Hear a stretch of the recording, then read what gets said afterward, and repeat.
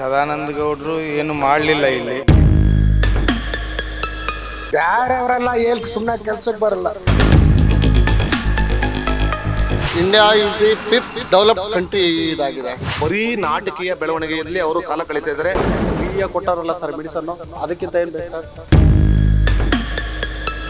ಮೊದಲು ಯಾರನ್ನ ಬರಲಿ ಕೆಲಸ ಮಾಡ್ತಾರೆ. ಯಾರು ಬಂದರೆ ಏನು ಕೊಡ್ತಾರೆ ನಮಗೆ?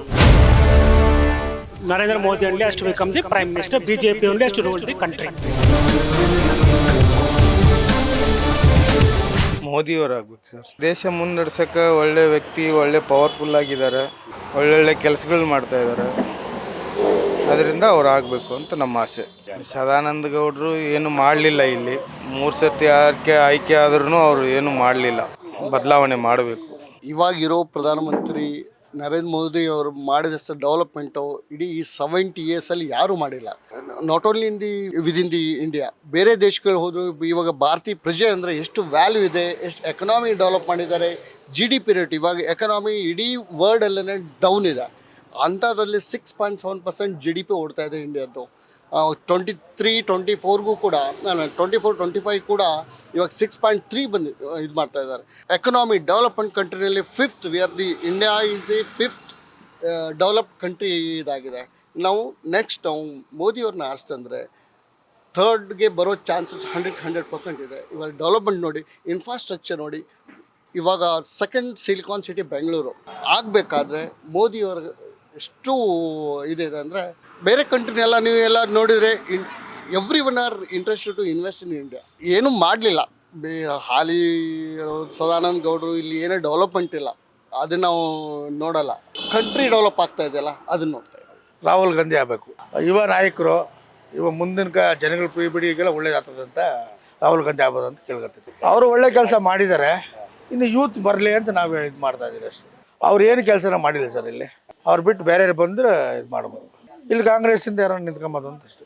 ದೇಶದಲ್ಲಿ ಕಾಂಗ್ರೆಸ್ ಬರಲಿ ಅಂತ ಇದು ನೋಡ್ತಾ ಇದ್ದೀವಿ. ಒಂದ್ಸಲಿ ನೋಡೋಣ.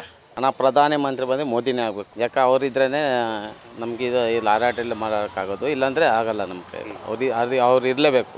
ಅವ್ರ ನಿಂಕನೇ ಎಲ್ಲರಿಗೂ ಇದಾಗುತ್ತೆ, ಸೌಕರ್ಯ ಆಗುತ್ತೆ. ಇಲ್ಲಿ ಬಂದು ನಮಗೆ ಕಟ್ಟ ಸುಬ್ರಹ್ಮಣ್ಯಿಂದ ಫುಲ್ ಎಲ್ಲ ಕೆಲಸಗಳು ಆಗಿದೆ. ನಾವಿಲ್ಲ ಅಂತ ಹೇಳಲ್ಲ, ಕೆಲಸ ಆಗಿದೆ.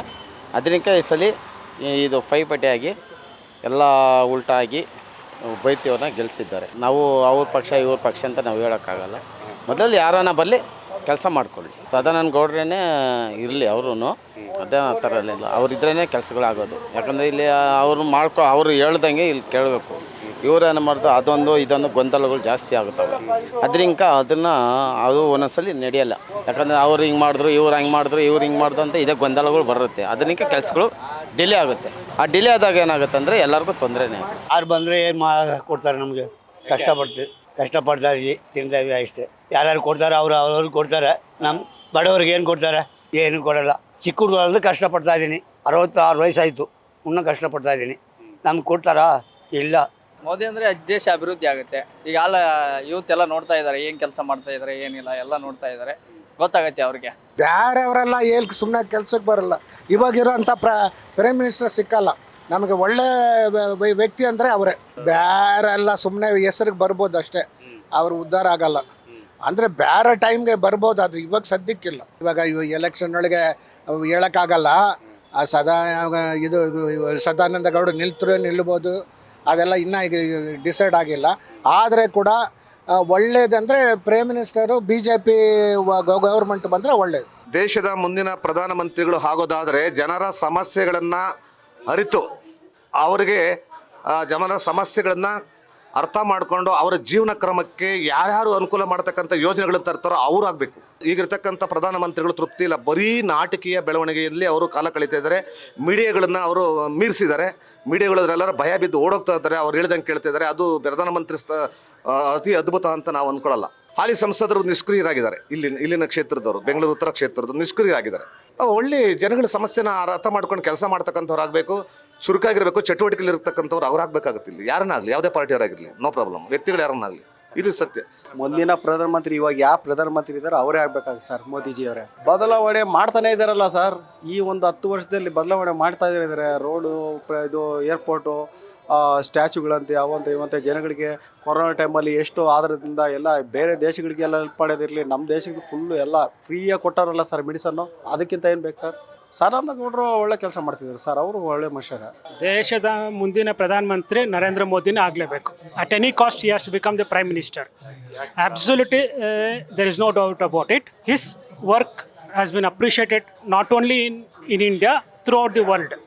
He is a mass leader, and more or less there is no corruption at all. Absolutely. See, for the past 10 years, any of the union minister has been involved in the corruption? No, it has not involved. Hence, Narendra Modi only has to become the prime minister. BJP only has to rule the country. Modi ಅವರೇ, ಯಾಕಂದ್ರೆ ಅವರು ಹಿಂದುತ್ವನ ಜಾಸ್ತಿ ಮುಂದೆ ತಂದಿದ್ದಾರೆ. ಅದಕ್ಕೋಸ್ಕರ ಅವರು ಆಗ್ಬೋದು. ಇದೇ ಥರ ಹಿಂದುತ್ವನ ಮುಂದೆ ನಡೆಸಿದ್ರೆ ಅವರು ಸ್ವಲ್ಪ ಇದು ಮಾಡ್ತಾ ಇದ್ದಾರೆ. ಮೋದಿ ಹಿಂದುತ್ವ ಮುಂದೆ ಮತ್ತೆ ರಾಮ ಮಂದಿರ ಅದು ಇದು ಮಾಡಿದ್ರು, ದೇವಸ್ಥಾನ ಎಲ್ಲ ಅಭಿವೃದ್ಧಿ ಮಾಡ್ತಾ ಇದ್ದಾರೆ. ಕಾಶಿ ಎಲ್ಲ ತುಂಬಾ ಚೆನ್ನಾಗಿ ಮಾಡಿದ್ದಾರೆ ಈಗ, ಅದಕ್ಕೋಸ್ಕರ ಮೋದಿನೇ. ಮೋದಿ ಅವರೇ, ಹಿಂದುತ್ವವನ್ನು ಇದು ರಾಮ ಮಂದಿರ ಎಲ್ಲ ಕಟ್ಟಿದ್ದಾರೆ, ಚೆನ್ನಾಗಿ ಇಂಪ್ರೂವ್ ಮಾಡ್ತಾ ಇದ್ದಾರೆ. ಬೇರೆ ಯಾರ ಮೇಲೇನೂ ಬಂದರೂ ನಮಗೆ ನಂಬಿಕೆ ಇಲ್ಲ ಈ ಥರ ಮಾಡ್ತಾರೆ ಅಂತ. ಅವ್ರ ಮೇಲೆ ನಂಬಿಕೆ ಇದೆ.